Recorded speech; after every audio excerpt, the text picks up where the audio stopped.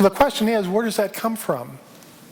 And the obvious solution, and I know you're thinking this because it happens every Sunday, it is the obvious solution is just change our thoughts. From self-limitation to self-confidence. Easy. Let's just change our thoughts. And how many of us have done that? We've changed our thoughts and think, I am confident about this, I am not going to fear it, only to take 2 or 3 steps away from the problem and have the fear come right back in. And that's because changing thought is not the answer. Changing what causes the thought is changing our programming. For each and every one of us, we're born into this world, our minds were like a computer, it was completely clean. As we grew up, 7, 8 years old, we were impressed with different thoughts and different notions and different limitations and different conditioning. We were impressed with all those things since we developed a belief system, which was, if you excuse the expression, our software, our own unique software. And it's with that software that we maneuver and negotiate our way through life. Now, if we ask a computer to do something that the software doesn't have the ability to do, and no matter how many times we punch in, no matter how many times we click the mouse, no matter how many times we scream or holler, it is not going to do anything more than it has been programmed to do. And that's the same thing with us. When we move into a situation or a circumstance, we rely on our software to give us direction. The software has been programmed to run, be afraid, you can't do it, beware. And so we need to upgrade our software. It's really quite simple. And we have a way to do that. That's what we do at Unity every Sunday. We learn truth principles. We learn new things about how the mind works. And we learn how to think in different ways. There's a big, big difference on what we think and how we think. What we think is what we've been programmed to think. How we think is just one of a variation of different softwares, biological softwares, mental softwares within our mind. Now, a couple weeks ago, we talked about situations and circumstances of the past that were very disturbing, unsettling memories. And for those of you who aren't here, I'll run through it with you real quickly. Imagine a memory from the past that highly disturbed you. It might still today. It bothers you. It upsets you. It could have happened last night. It could have happened last year. It could have happened when you were a child. And as you close your eyes and you imagine yourself in that memory, feel the emotion, see the other people involved. It's like a movie that you are in with other actors and actresses, and it doesn't feel good. So now we step outside of the movie and we sit in the front row of the audience. And now we're watching it, we're observing it rather than being in it. And it is still big and it's still very dramatic, but we have a certain level of comfort and safety because we are outside it, observing it. And now we move to the very back row of the auditorium. And the movie screen has come down to the point where it's just about the size of a book. We're watching it from afar, and it has much, much less effect on us. And then we go up to the balcony, and we move to the very last seat in the balcony, and we look at it, and the movie screen is just the size of a little postcard. Just the size of a little postcard, way, way off in the distance. And from there we can see it is just another scene in many, many scenes of our lives, and it doesn't have the emotional effect that we thought it did. We remove ourselves from it. We become passive in observing it rather than actively involved in all the hurtful emotions that were taking place at the time. Now today we're going to move into another way to think. And this is in regards to problems, challenges, and setbacks that you might be facing right now, or fears that you might have about the future.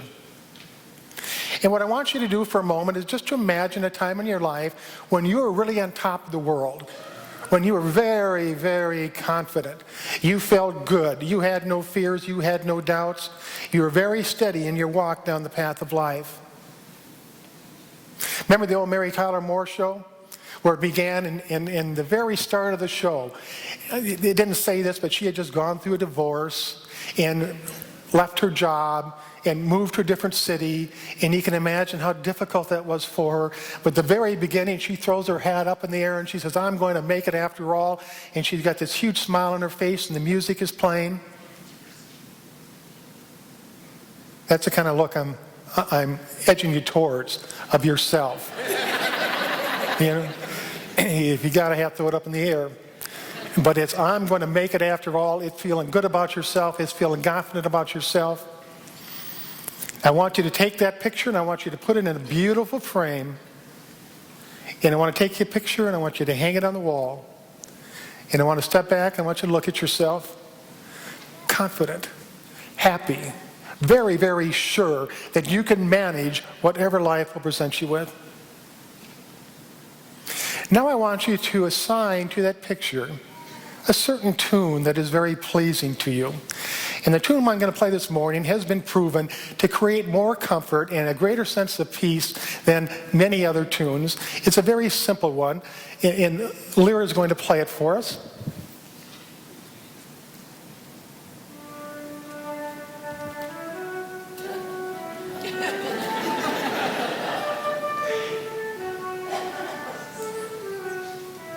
Thank you. Now, you can pick whatever song you want. That's my personal favorite. Because when I sing that and I look at that picture of myself when I was really in a confident state and I had just accomplished something or whatever it was, and I hear that song, it just makes me feel good. I rest and I relax and I look at it and it's, I am going to make it after all, and I'm going to make it big and I'm going to make it strong and I'm going to make it prosperous. Now I want you to shift a little bit. And you might not have a problem or a challenge in your life right now. You might not even have a fear of the future. But if you do, I want you to imagine that problem, bring it into some sort of visual form or some sort of an audio form, and just imagine that struggle. You know, we all have problems. We have relationship problems. We have health problems. We have relationship problems. We have financial problems. We have relationship problems. We have mistakes. We have missteps. We have accidents take place in our lives. And we have relationship problems. So if you're going through any sort of a relationship problem now and you feel disgruntled and you feel less than you should, if your peace has been interfered with in any way, I just want you to take that situation, not necessarily the person, that situation, put it in a picture frame and hang it on the wall next to the confident person.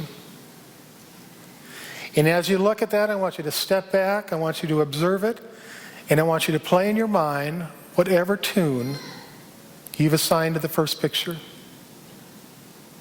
And basically what we're doing is we're identifying that tune with self-confidence. We're identifying that tune to erase all self-doubt.